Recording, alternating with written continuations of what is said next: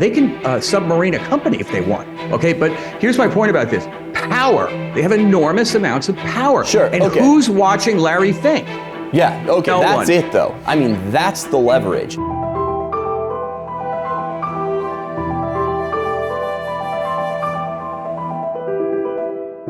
Thanks for tuning in to Mic'd Up. I'm your host, David Gordon. This week, we'll be talking about, I kid you not, perhaps the biggest driving force behind the destruction of the moral fabric of Western society, the crusading financial fat cat who is tying his money to corporations getting on board with hard left values and proselytism. The fat cats call their what amounts to essentially legal blackmail, quote, environmental, social, and corporate governance, end quote, or ESG. And under the benevolent ESG moniker, they use the threat of drying up access to capital as an economic bayonet to force companies to become woke advocates for anti-Christian and environmentalist policies. This is precisely why companies like Bud Light and Target, despite facing harsh consumer backlash, continue without missing a beat to peddle sodomy paraphernalia. It's why car companies are insistent on making impractical electric vehicles that few want or can afford. It's why people depicted in commercials are hardly ever accurate snapshots of regular God-fearing Americans.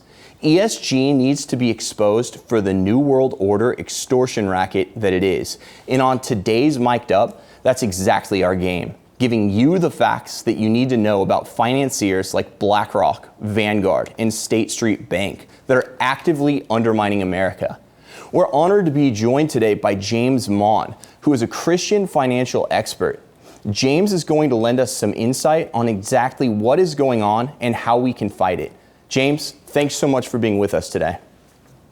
Absolutely a pleasure to be here, David, and thanks very much for the invitation. If you don't mind, I'll just tell the folks at home who I am and why I'm here very quickly. So long story short, graduated Purdue University, went to Wall Street. I was a partner at a derivatives trading firm, all institutional. My last position was, for 5 years, I ran BB&T Capital Markets, bond division, government, and agency. And from there, I retired for a few years, did some cool things like hike the Camino Santiago. And right now, I sort of raise private equity for some very interesting deals I'm working on. But that being said, I cannot disagree with anything that you just opened in your monologue. In fact, I honestly think you nailed it perfectly. The intention of these people cannot be overstated. They really want to. It's a nuanced conversation, but basically like this: the stated goal is to embrace the woke and the left. And the reason I believe they're doing it is because it's the path of least resistance and won't get in the way of their profit margins. So they're kind of getting ahead of the curve. I don't believe for one second any of them believe it. Well, let me jump in here and just at the outset, can you define for us or give a little bit more insight about what ESG and stakeholder capitalism are? Let's just start with the basics. Yeah, again, it's very important. Okay, ESG stands for environmental and social governance. Now, the governance part's easy to understand. They're going to obviously govern. They want to impose this on people. Now, the environment, the concept is basically this. They come up with a score or a metric to determine a company or an investment's compliance with their definition of how to treat the environment, basically. So, and then the S is for social. So that's your DEI stuff.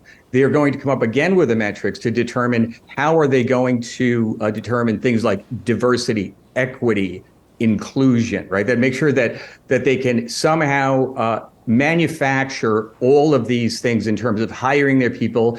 And their credo and battle cry is diversity is our strength, right? Again, but the entire mission of all this is to impose these insane policies on both the environment and in terms of their hiring and the issues that they support. Impose these on corporate America and particularly with investments. And it's done in the form of a metric and a score, A, B, C, D, E, F, whatever it is. And by the way, real quick point, but we'll get to it a little bit later in depth. But there's no real precise measurement of this. You know what I mean? This is really right. If you really drill down on how they're doing it, for example, one company they did great, and another company rated that same company as being medium, and one failed them. You know, it's absurd. Go ahead. What were you saying? Now, it's interesting. You're using this pronoun they, and we're not assigning blame to any actors, but just, you know, and we're going to get into the meat of this a little bit more later on. But when you say they, who is doing this? Who is imposing stakeholder capitalism? Who is imposing ESG scores on everybody? Sure. Well, you can look up, I believe, the S&P ESG index. And there's a bunch of companies that are involved in this. And I don't think you can have this discussion without looking at one primary offender, and that's BlackRock. Right.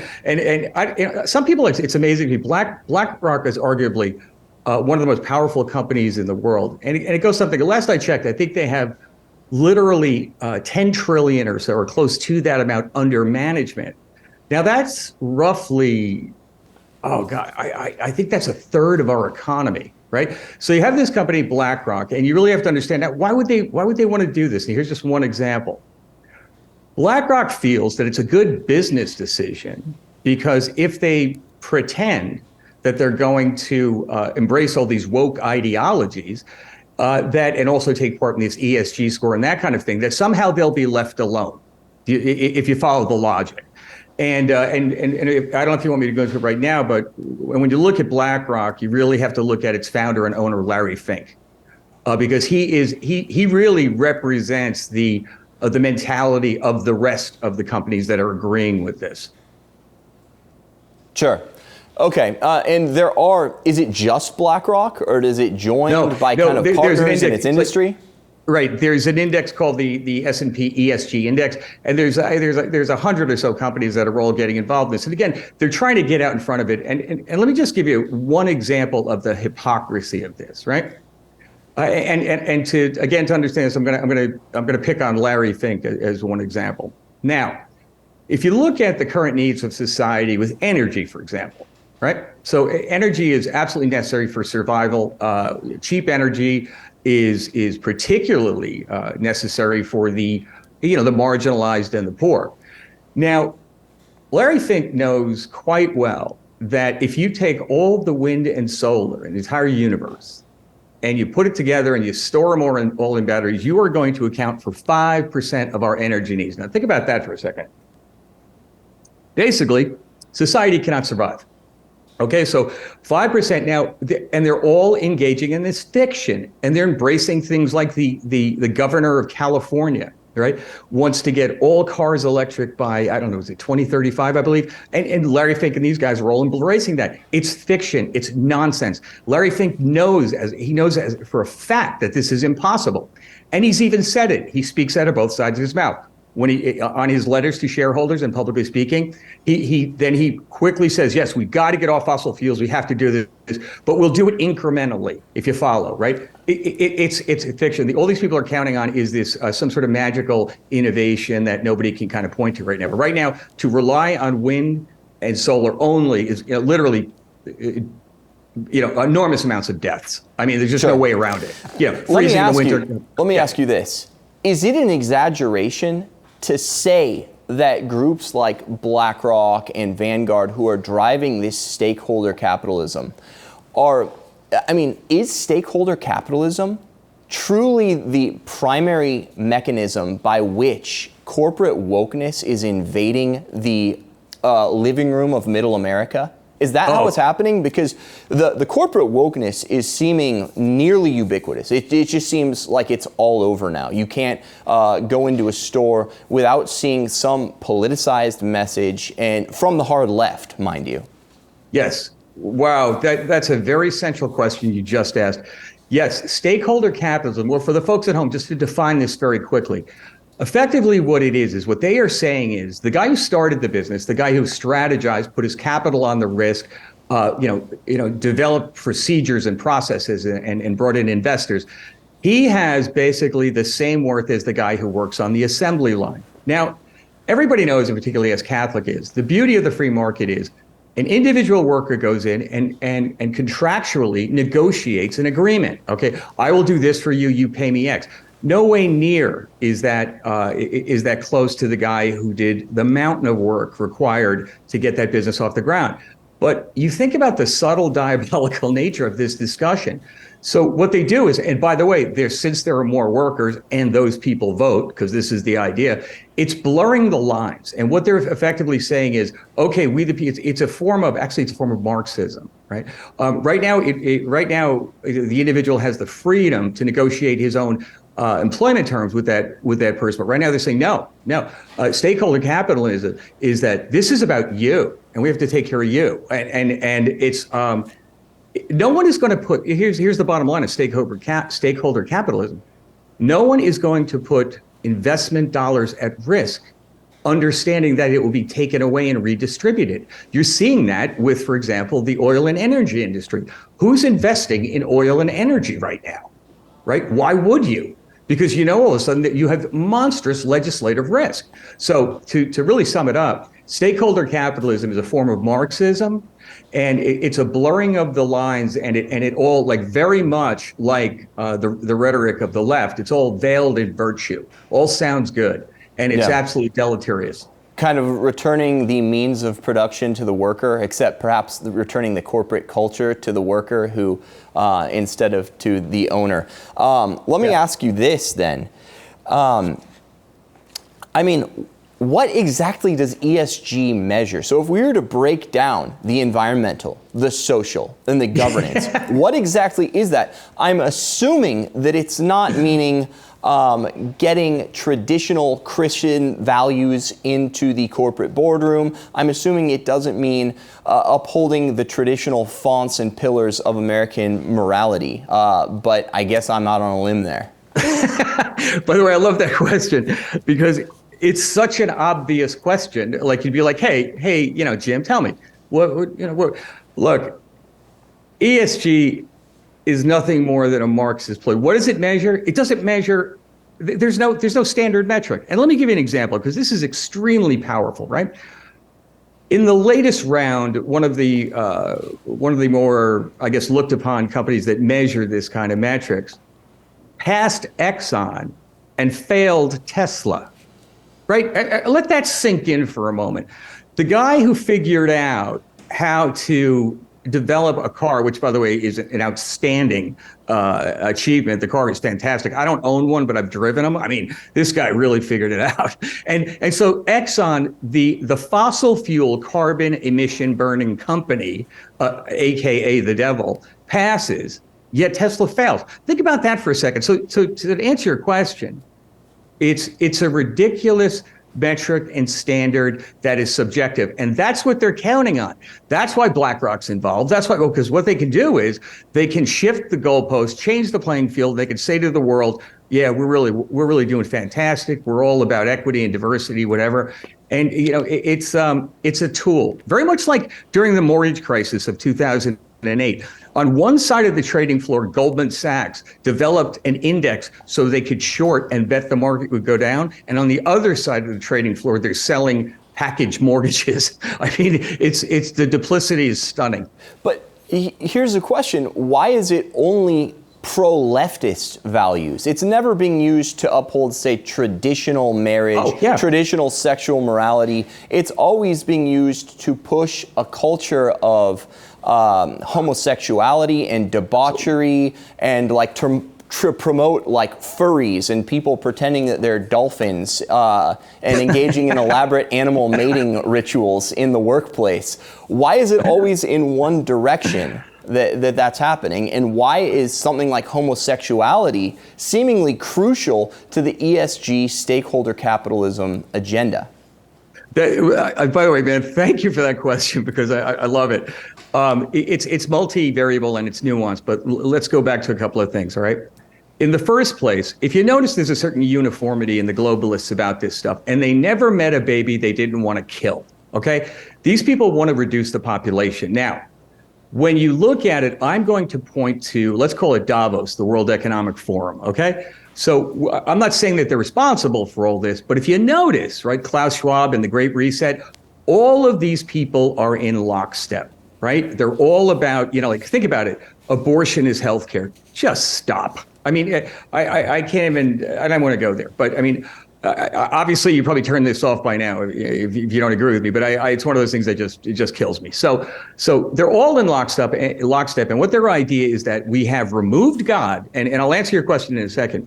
We have removed God, and the new religion called pantheism is now the earth, okay? And we really have to protect the earth. And here's the real answer to your question. This is the part I find most stunning, okay?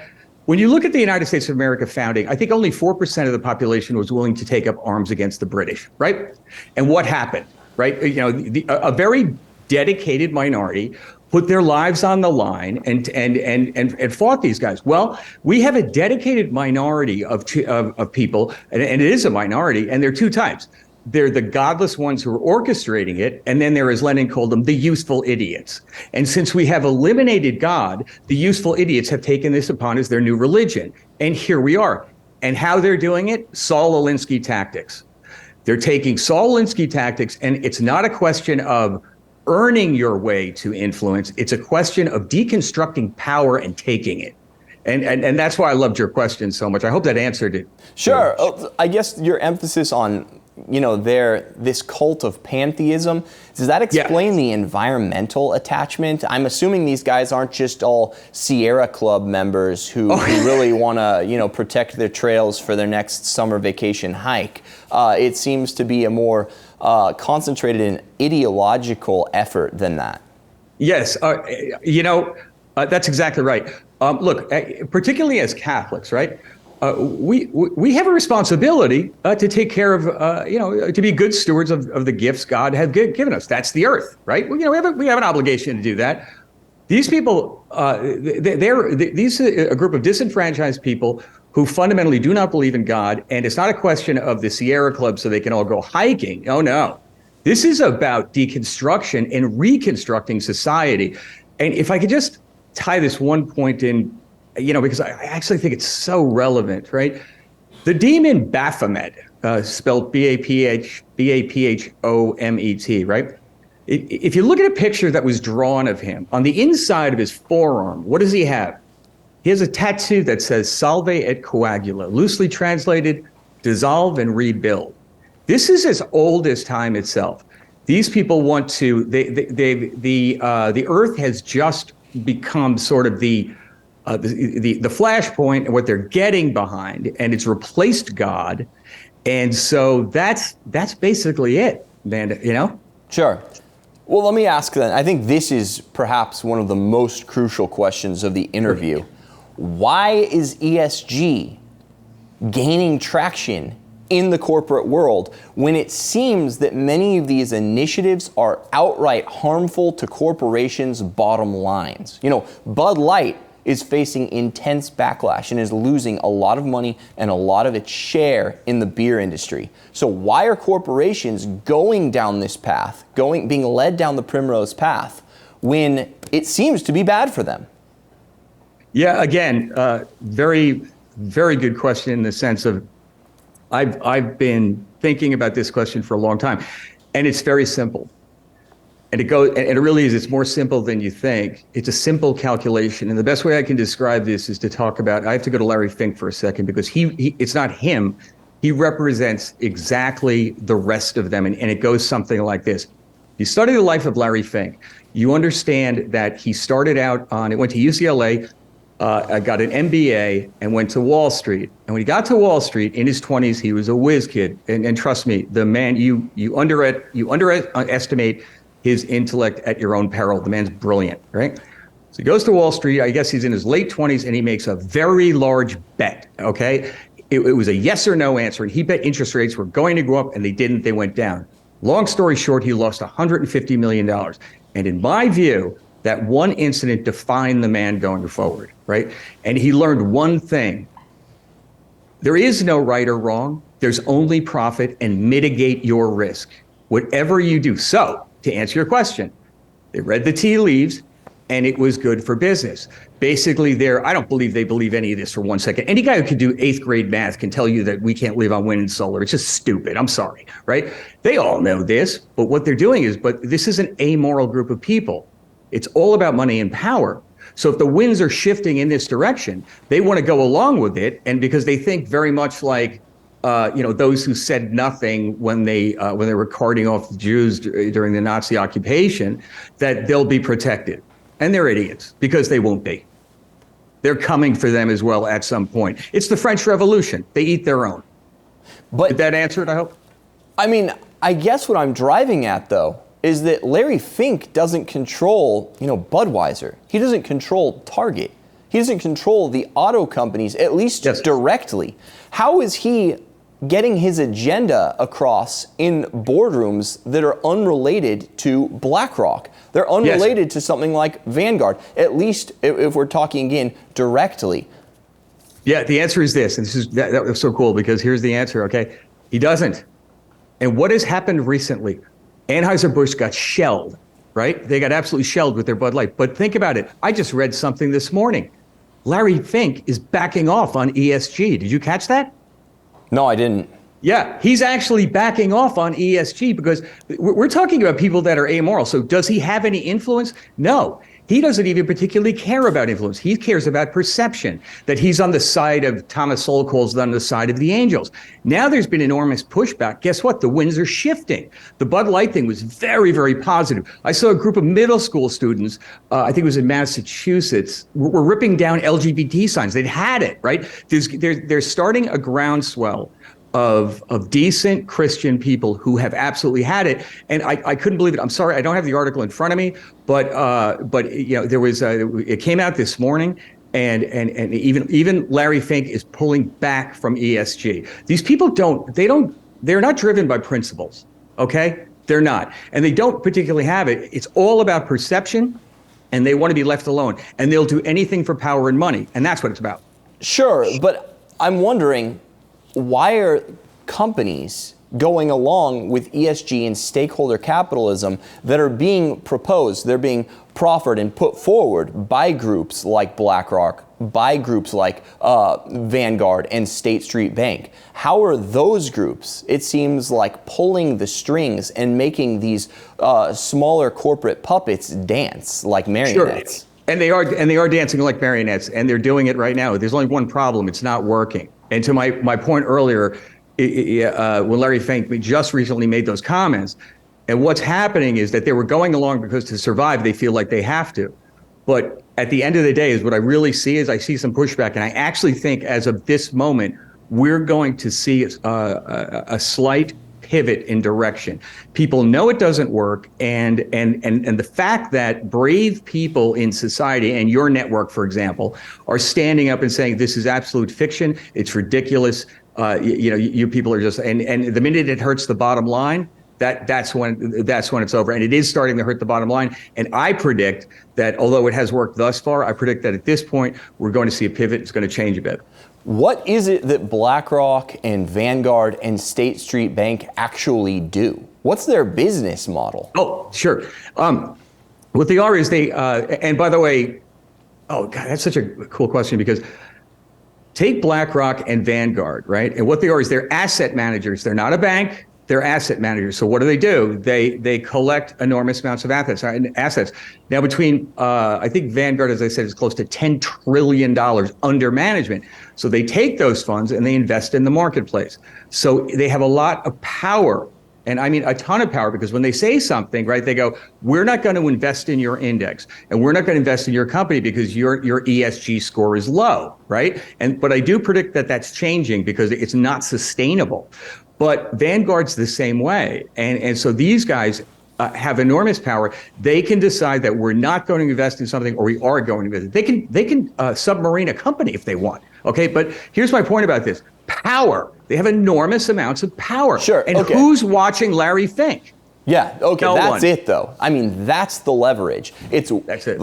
Vanguard, BlackRock, State Street Bank, they're saying to companies, to corporate America, we are not going to finance you unless you go along with our agenda. Is that what's going on here? Exactly. We're not going to really actually invest in you. We're not going to include you in our ATF, ATF mutual fund. Okay. You're excluded until you score. And then what happens is if they're sufficiently contrite and they change things, then they bring them back. But what does this all do? It provides volatility. The stock will go down, the stock will go up. They have insider knowledge. So the best thing for the market is not necessarily, markets require clarity, but they love volatility because you can play the volatility and leverage that trade. Here's my point. If you're going to knock somebody out of an index, right, you're going to say, okay, take a company like, I don't know, pick one, Procter & Gamble. All right, you're not following our ESG rules. We're kicking you out of our index. Procter & Gamble goes down. Now, I'm not suggesting that this is the case, but anyone with a brain might think this would happen. Now, all of a sudden, BlackRock and Vanguard know that they're making efforts to, be good little boys and remain in compliance. Now they know Procter & Gamble is going to go up. So they play it going down and going up. They leverage trades with options and they make money. Okay. And they have power.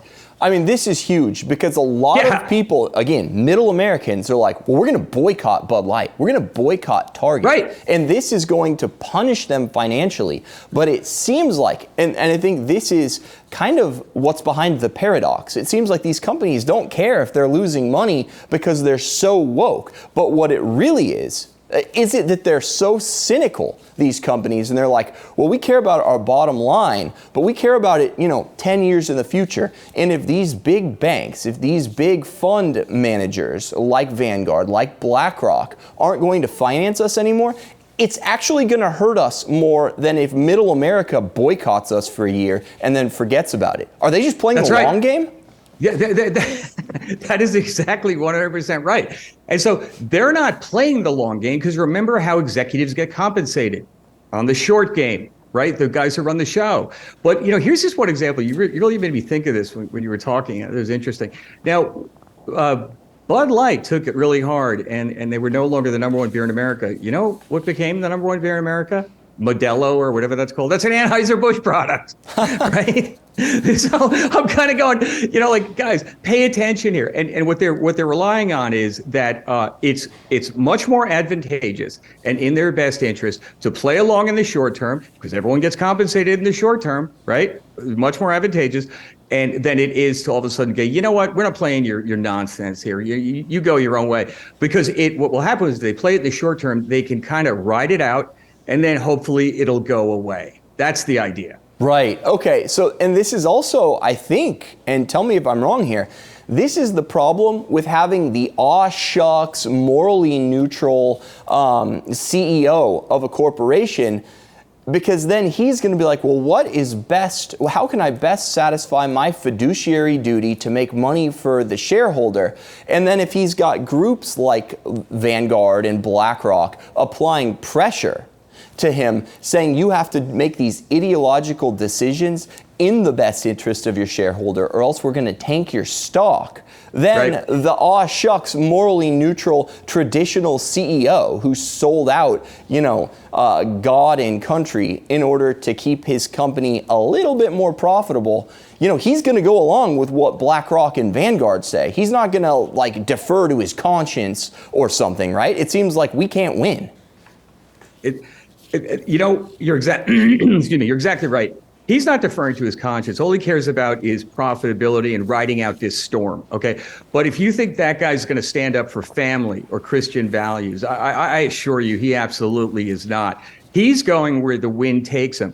And now the interesting point, which is kind of what you just made, is it's always been the responsibility of the CEO and upper management of a corporation to answer to the shareholders. Well, there's been an interesting sort of inversion with that, and now we have to answer to the lunatic woke mob.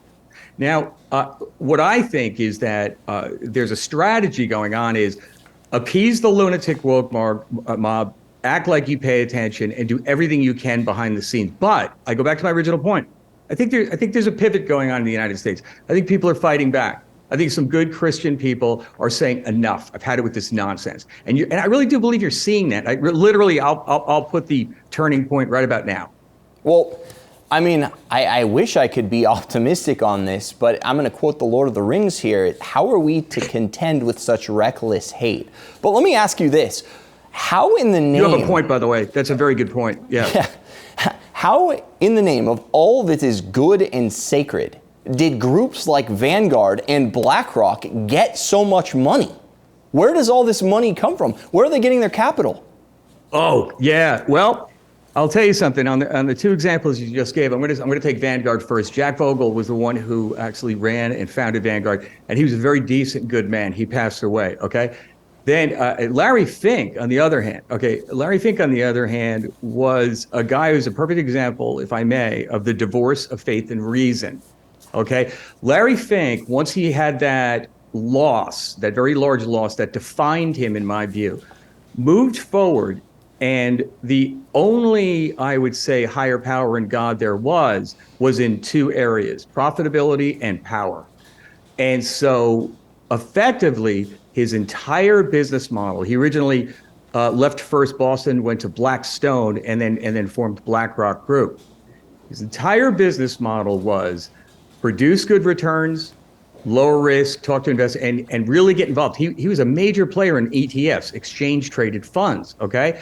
And ETFs have become very, very popular because it gives the individual guy at home in his 401k able to take part in the market. And then he sent his people out, and the whole concept was riskless.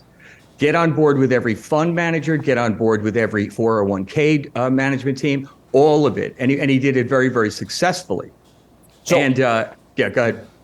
Well, so are you saying that people who have things like mutual funds, they're actually funding the destruction of America by giving money over to these groups who in turn use the money that they're given to invest as a leverage to undermine the Christian fabric of society? I'm not only saying it, I'm guaranteeing it. Okay, so we have to blame for Bud Light and Target. Yes. Just, kind of uptight, waspy, conservative suburbanites and their stupid, cynical investments? This is the way it's gone for years, and it has to speak to, and a lot of this has to speak to society's inability to critically think and reason. Okay, this has been going on forever. I mean, look at. I worked at a company one time where we were forced to donate to United Way, and I'm like, wait a minute, they donate to Planned Parenthood? No, I got in trouble for that. We have to pay attention. Okay, we have to push back, and we have to push back on land, air, and sea, on every possible area, because I'm telling you, every person listening, whether it be their mutual fund, their pension plan, you name it, whatever it is, if it's a mutual fund, an ETF, or a pension plan, their money is going to fund these diabolical principles. No question. That is horrifying. And yes, it is. I would hope that people who are investing in these groups just absolutely are ignorant of that. I mean, a lot of this story is breaking now. You're just starting to see articles about it in New York Post, in Fox News. So I think a little bit of awareness is happening right now. But the onus then, we're going to have to start putting the onus on the people who are looking after their bottom line, their 401ks and their retirement funds at the expense of the common good of this entire nation, right? Yes, and this is a part that I find tremendously unsettling and really frustrating. It's like, guys, listen, there's a couple of things. You're being lied to all day long. It used to be like last century we had differences of opinion. Well, this century we have differences of facts, right? So all of these facts, which are incorrect, they're not facts actually. All of these, data points that they're shoving down our throats as facts, we have to question these. We have to pay attention. We have to really understand what's going on. I mean, every time a politician talks, sometimes I have to turn off the TV, and the Democrats certainly are awful, but the Republicans, they're not lily white either. They love monopolies and all this kind of thing. But I would say the real avenue moving forward is to understand our Christian responsibility to be awake, alert, and defend all this. I mean, you can't just put your head down. The greatest example of this, I think I ever saw, was COVID. I'm watching an entire display of lemmings to the sea. Get the vax, put on a mask. I mean, it was insanity. It was bread and circus. I'm like, people, look, let's face facts. The educational system failed. They have not. What they've done is they've engaged in ideology. We have to learn it. And I'll give you 4 examples. I think of just people who ought to really pay attention. Number 1, Thomas Sowell, the author, brilliant. Victor Davis Hanson, brilliant. Even Douglas Murray, his observations on Europe, brilliant. Jordan Peterson, his psychological observations, all data driven. And on the other side, Father Ripperger, there's some great priests out there, faith and reason together. It's going to require a lot of work, but when you really break it down, and it's not an exaggeration, who's kidding who? The mainstream media is lying to us. I mean, shamelessly, right? And this trickles down to the economic point I'm making. Right? Because everybody's in line with a lie. And you know what Solzhenitsyn said, in Gulag Archipelago, live not by lies. And this is what we're seeing. Well, this is, I guess, a natural segue to the next question. Is there anyone we can invest in that's competent? Is there anyone that is like a mutual fund servicer that is competent and not just diabolically evil? I mean, and there is a point to be made about competence, because you can't have it be the next, like, oh, we're going to start the Christian social media, and it's like, well, I can't log into my account because it doesn't work right. Is there any alternative that is not done just, horrendously, as conservatives are, sadly, is just too typically the case with conservative social media or alternative platforms or companies? Your question is perfect, because here's why. All of this stuff, we could sit here all day for hours and hours ago, but basically what you're asking is, what do we do? What's the solution, right? And I'll tell you, again, it's going to require work. There are mutual funds out there who are Catholic driven. There's one over in Ave Maria, Florida. There's a few of them out there, but it's going to require, no matter what it is, okay, even them, it's going to require for you to take the time to read their prospectus, understand their investment guidelines, and most importantly, look at their top holdings. Okay, every mutual fund in the world has a list. These are our top 10 holdings, which make up 90% of our portfolio. Investigate that. Do you really want to invest in Gillette? Remember their commercial about how I'm a man and I'm an idiot? That one. I just, it was the most insulting commercial I've ever seen. And the other thing too is, what about our products? We have to have a cohesive plan. And to your question, to start immediately, a plan and how to move forward, right? And there's also, I think someone once said, I may be wrong, correct me, but I think they called it the Benedict option, where you just kind of, you have to form your own sort of self-contained economic sort of communities, right? There are ways to, like purchase from a guy is solid. There are ways to, and for example, like understand that when you don't drink Bud Light, but you drink Modelo, that you haven't done anything. But it gets difficult, to your point. Okay, here's the difficulty. Whether it be an investment, right, which is a very hard thing, because like I said, I logged on and only my entire network is on there and I can't get any information. That's a problem. But look at, like, for example, Disney. I mean, they have the largest content there is out there, and we know, their reputation. But what I'm saying, it would take 50 or 100 years to replicate that. So we really sort of understand what you're dealing with, and it's going to require work. I think this is one of the reasons, though, that there is this generational angst, and why like millennials and Gen Z are discouraged, frustrated, annoyed, vexed, whatever you want to call it, with generations like the baby boomers. Because it's like, if you bring this to a lot of these pragmatists who don't give a rip about their faith, who are kind of the opposite of ideologues. They want to look after their nest egg. And you're like, look what Vanguard's doing with your money. They're actually financing and strong-arming the ruination of America. People will be like, well, I can't take my money out because, I get 7% returns on my mutual funds. It's like, we're going to have to adopt an ideology, a mentality that is pure,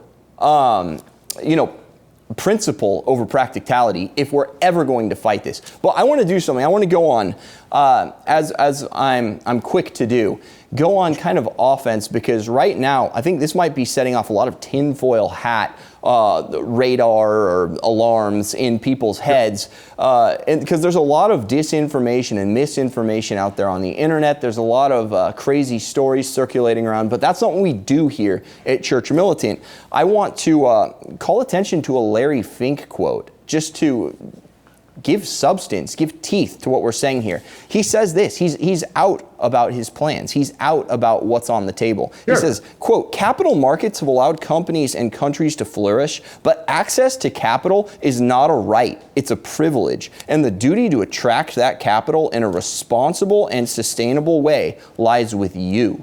So this is a letter he's published, and he publishes an annual letter, so you don't have to take it from us. We can put this in the show notes, actually. Yeah, annual open letter to investors, and he's just saying it. Access companies to capital from us is not a right. You have to get on board with what we want you to do. You're going to have to get on board with the inspectors from like human rights campaigns so they can come and tick off that you have the proper number of rainbow flags displayed in your workplace to celebrate diabolical pride and sodomy during a month of the year. That's what's going on, right? By the way, that quote you just gave was perfect. I was familiar with that quote. I've read it before.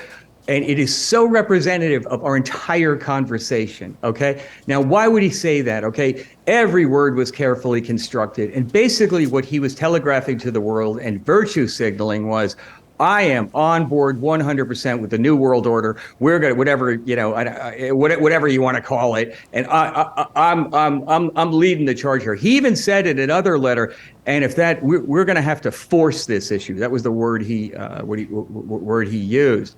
They're obsessed with power. Yeah, he's obsessed with power. And so, but here's what I'm telling you. On the other side of his mouth, he is telling you that, well, there's no way we can instill these sort of procedures and policies because we need energy and we'll do it incrementally. He's speaking out of both sides of his mouth 100%. Does he believe that? I don't think he cares if he believes it. I think that in reality, that quote was carefully constructed to play to the left. And what that really translates and communicates to the folks is that we are on board with this new world vision. And by the way, don't forget, he wants in with the Davos crowd, okay? That is not a small point. The World Economic Forum, everyone who's anyone is at Davos for the World Economic Forum. And they clearly they're really driving the train on that agenda. There's not a question about it. He wants to be part of it. So what he's doing is, and exactly that quote represents it, he's telegraphing to the world that he's a team player. And I hope I'm right, okay? I hope I'm right. I honestly am beginning to see signs of that wall cracking, the dikes cracking. Okay, I want to get you to respond to another Fink quote here, sure. Because what it really seems like, and you've mentioned New World Order, and I spoke about it at the intro to the show, but it's really that government is pulling the string, and we have this idea of New World Order and kind of one world government and the big statist ideology running everything from the top down. And it seems like Fink has outright admitted that this is what's happening, and it's really government that's driving all of this ideology, the wicked bureaucrats in government that have their fingers on the lever of power, and they're actually driving the ideology that's trickling down into corporate America and then through marketing, through advertising, through pop culture, into homes in middle America.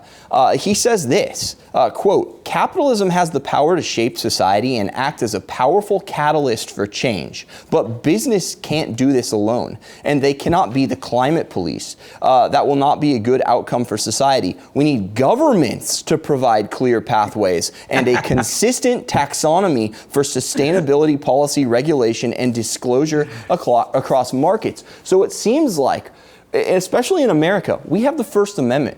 We have free speech. We have it so that it's hard for the government to favor one point of view over another, at least, theoretically. But it seems like we have this workaround now where we have agents who have deliberately and willingly made themselves servant of the state, of the New World Order, who are using their private money to finance the agenda and force and coerce the agenda of the New World Order and to get it to corporate America and then into your living room. Thoughts, response? I got to tell you, the first thing is I must say is I loved your reference earlier to the tinfoil hat thing. We all know this, right? Anything that goes against the mob's narrative is tinfoil hattery and conspiracy theory. Look, the CIA developed the term after Kennedy's assassination, right? Anyone who disagreed, it's very, very powerful. Now, the next point is, and I really have to ask you this, okay, who was Emmanuel Macron 5 years before he was elected in France? Okay, no one knew who he was. No one had any idea. Surprise, he shows up. You've got Merkel in Germany. You've got, even to a certain degree, I forget who's in England now, but before it was Boris Johnson. All of these guys are playing ball with the Davos crowd. All of them, right? And again, to my point about pushing back, right? Moroni in Italy, quite the opposite. At least hopefully they don't bribe her and turn her, okay? But she is a breath of fresh air. You've got Hungary, Orban, I believe his name is. If I'm not, is that his name? But anyway, you've got Orban in Hungary. There's these little outposts that are turning around, but make no mistake, whether you're France, Germany, the Swedish countries, the Scandinavian countries, England, certainly Ireland to a certain degree, they can't wait to jump in as the redheaded stepchild of Europe for years. They can't wait to embrace all this nonsense. Literally. Yeah, literally, by the way, sorry. So literally Spain, I mean, Spain's insane. I mean, the Catalonia region was fighting back because they're like, hey, we're sick of paying for everybody, okay? We're the ones who produce everything. So what's this all mean? There is a real concerted effort to unify power. And I'm sorry, it's true. And anyone who plays ball gets treated appropriately. And if you push back, God help you. Yeah. Why do you think they want to get rid of Putin so bad? Yep, I was just going to go there. Yep. Yeah, I'm not a fan. Look, I'm not a fan of Putin. Okay, the guy's a KGB thug. Who's kidding who? But I'll tell you what, he's not playing ball with the New World Order. And I'm certain that militia group Wagner from the South had nothing to do with us. Sure. Yeah, whatever. Okay, well, we're up against the clock, but this has been a most informative and telling interview, and I think this is the subject for our time now when you're talking about at least the American workplace and the American culture, this and the family, because these are two of the main vehicles that are being used to destroy traditional Christendom and the West. But we are up against the clock. So I want to give you a moment to is there anything I didn't ask you that you want to address the Church Militant audience, that you want to direct them to? Any last minute exhortations? The floor is yours. Thanks. Just something minor. One of the things I've learned to work, I'm on the board of the Lepanto Institute, and I work a lot with Michael Hitchborn.